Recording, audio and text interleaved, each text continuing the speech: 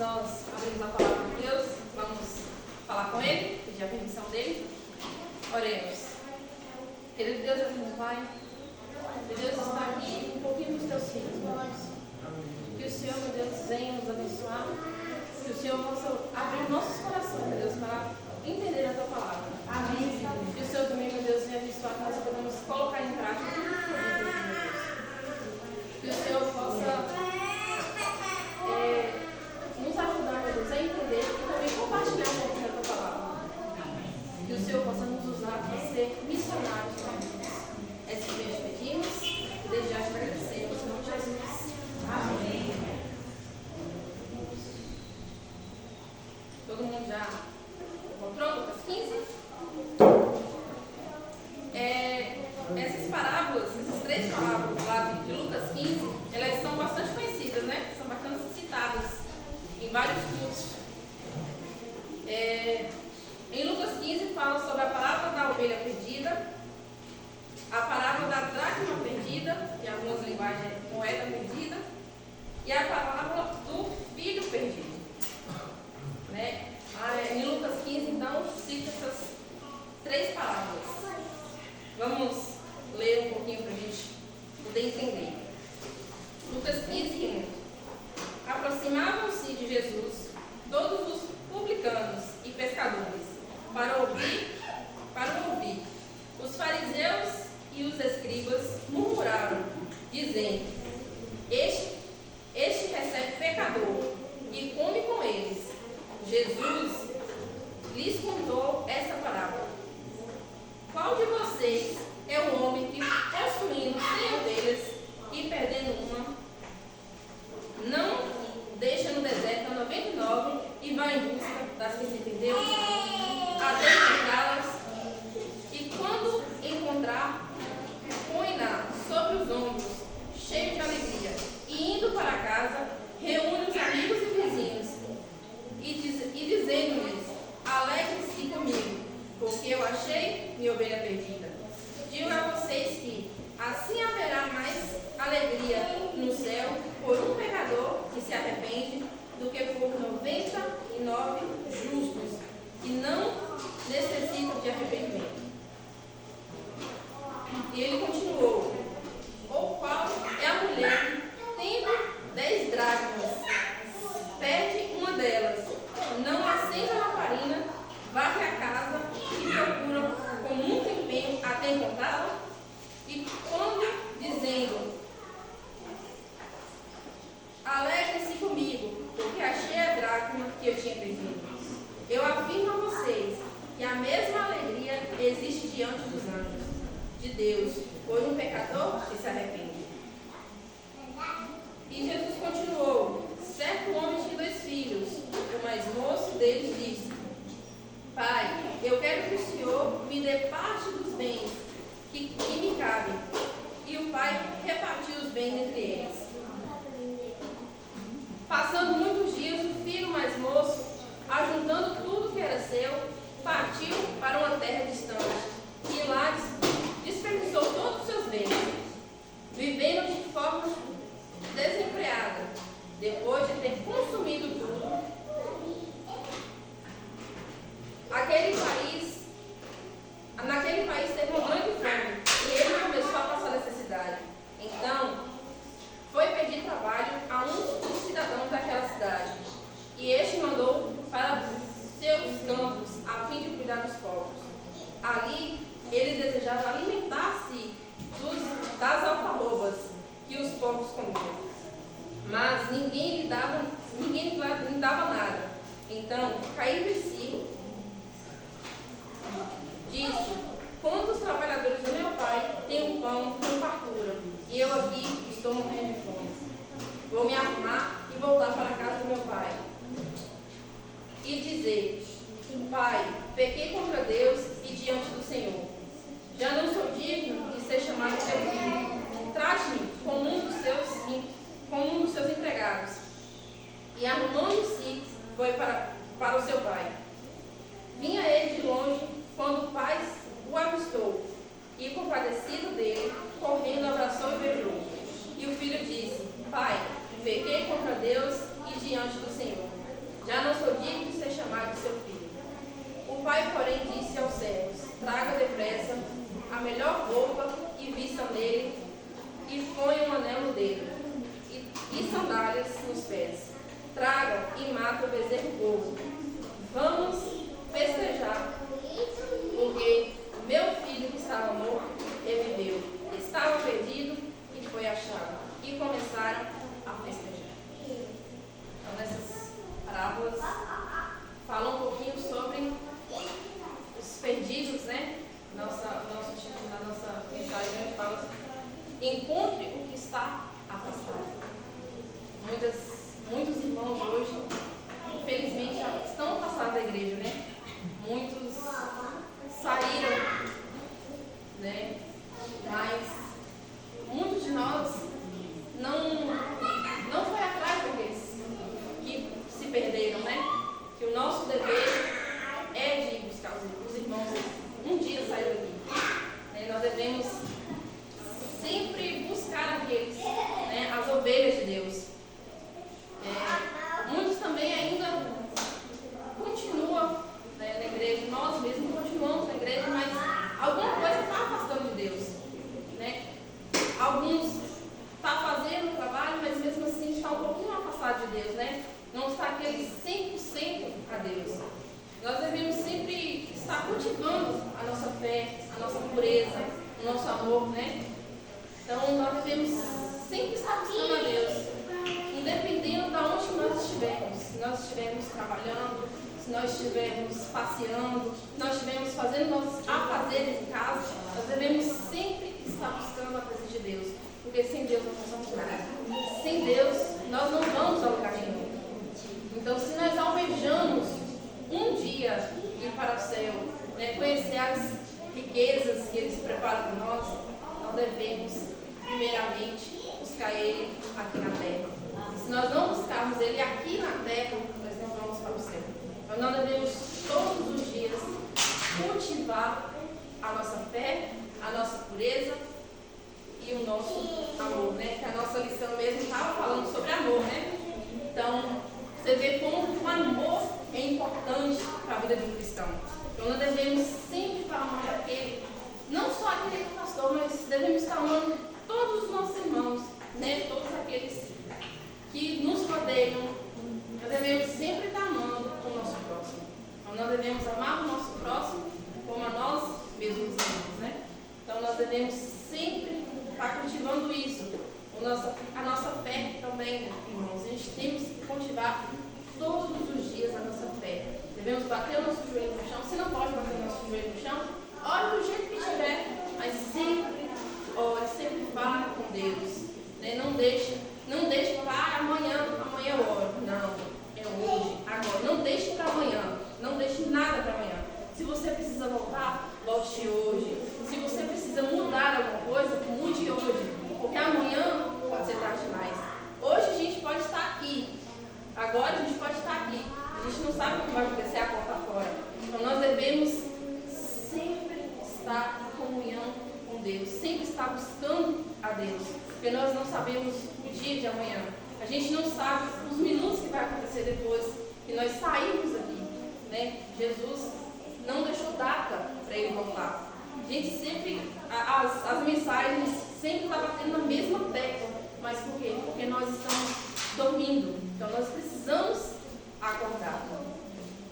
Lá em Hebreus 3:12,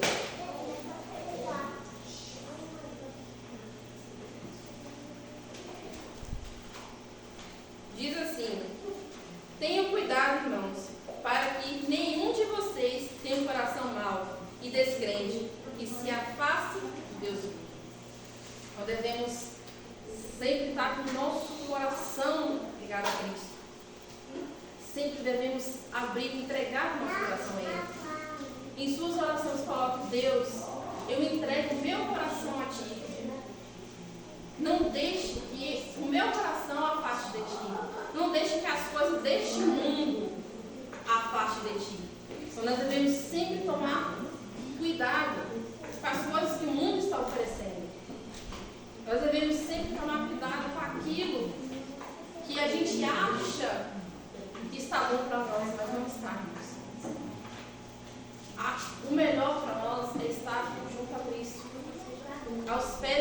Salvador.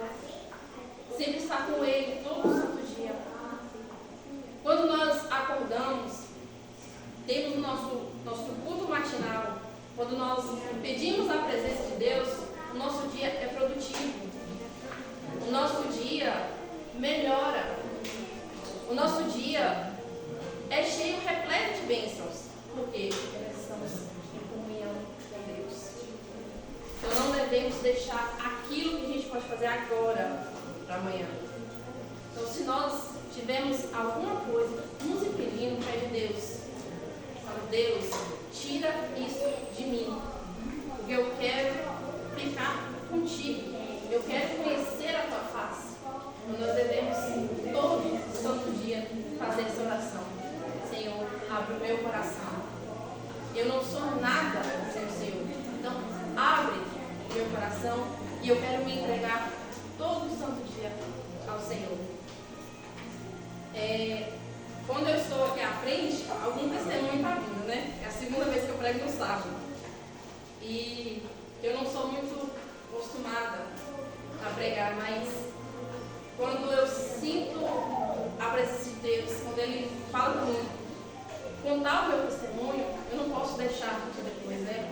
Eu tenho que contar aquilo, as bênçãos que Ele faz conosco. Nós devemos sempre dar o nosso testemunho. Não só falando, mas do jeito que nós vestimos, do jeito que nós comunicamos com os outros, do jeito que nós cantamos. Tudo isso é um testemunho. Tudo que a gente faz na nossa vida é um testemunho. E hoje eu vim contar o testemunho de como eu cheguei até aqui. Como eu cheguei à decisão de estar aqui hoje. Meu esposo já veio contar a parte 1 dessa história, né? Pode ser que não lembre, tem muito. Logo assim que ele batizou, ele veio contar a história do nosso casamento. E muitos, a maioria que sabe a história do nosso casamento, mas muitos não sabem. Como foi realmente a história desse casamento? Ninguém sabe o que passou por mim e o que passou por ele. Todos sabem o que passou, o que conseguiram ver e o que estava aqui dentro. Ninguém sabe. Só quem sabe. Quando eu conheci ele começou a me apresentar à igreja. Eu já era acostumada a ir para a igreja antes, mas não era adventista. Eu era acostumada a frequentar igrejas. Só que eu não conhecia a verdade. Quando ele me apresentou, eu comecei a sentir interesse. Tive estudo bíblico, né? Que minha sogra me deu estudo bíblico. E eu comecei a sentir interesse. Só que nessa trajetória teve vários empecilhos. Nós sempre temos empecilhos. E demorou muito para isso acontecer. Mas em 2019, eu comecei a começar a ter um desejo novamente de me batizar. Em novembro de 2019, eu fiz uma cirurgia. Uma cirurgia que normalmente o povo estava falando para mim que ia demorar porque eu fiz em mutirão. Mas eu entreguei a Cristo e saiu rápido. Então, já foi um passo para mim querer voltar. Eu estava vendo que Cristo estava fazendo bênçãos na minha vida. Em dezembro, eu engravidei. Passou dezembro, janeiro, em fevereiro, eu tive que ir para a conquista porque o bebê não evoluiu. Então, isso já me fez me conectar um pouco mais a Deus. E eu fiz uma oração a Cristo. Eu falei, Senhor, eu quero entregar a minha vida nas mãos do Senhor. E o Senhor faz o que for da tua vontade. Eu vou abrir o meu coração porque eu quero me batizar. Eu quero mudar a minha vida, a minha trajetória. E foi passando, ele me concedeu a minha bênção, né, de ser mãe.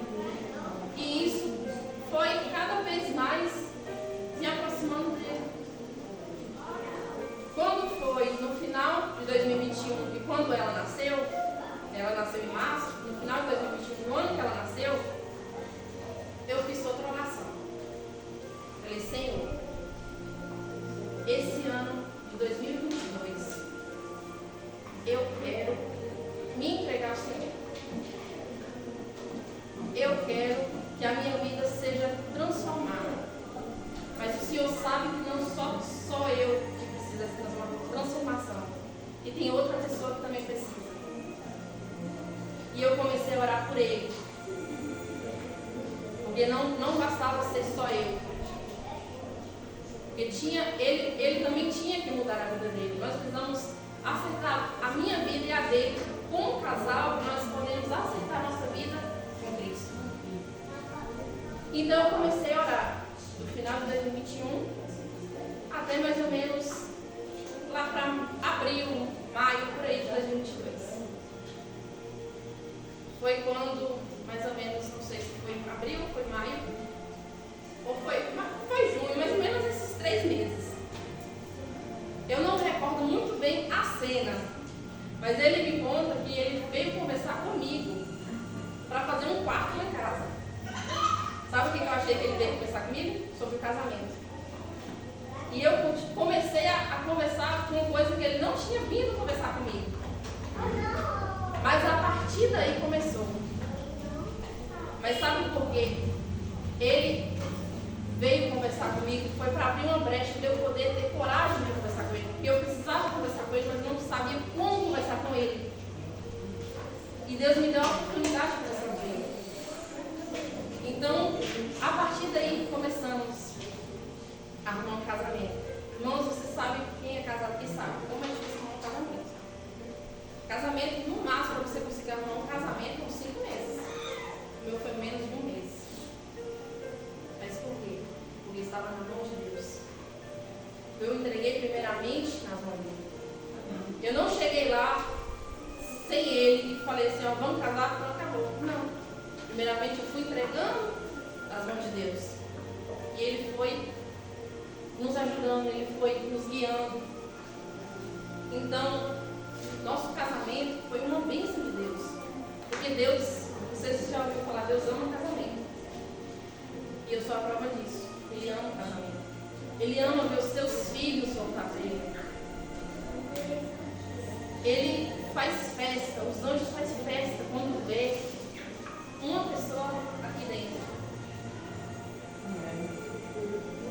Os anjos festejam, eles comemoram quando vê seus filhos aqui, ó, pronto para o batismo. Então não deixe para depois o que você precisa fazer hoje.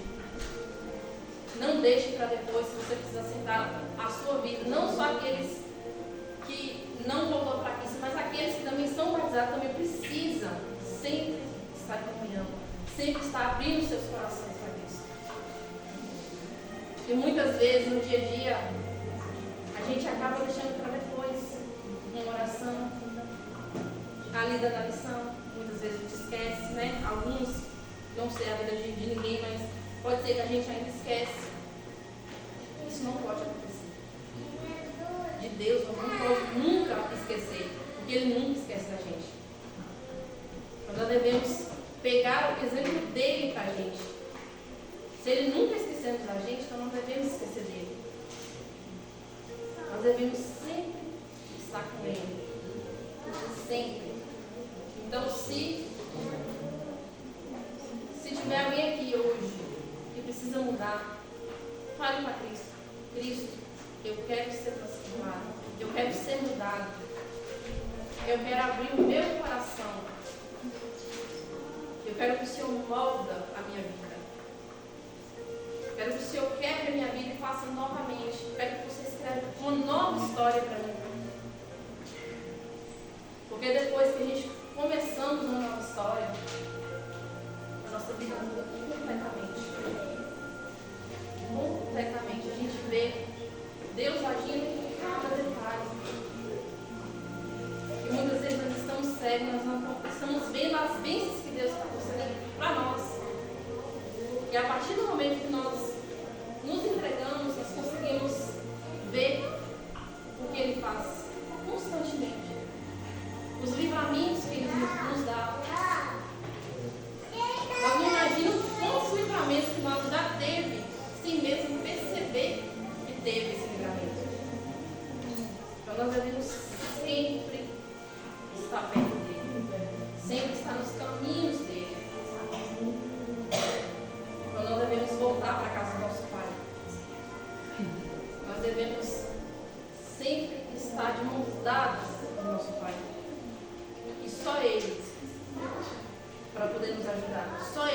poder nos socorrer nos momentos difíceis. Quantos momentos difíceis eu passei antes de chegar até aqui? Mas quem estava segurando a minha mão? Cristo.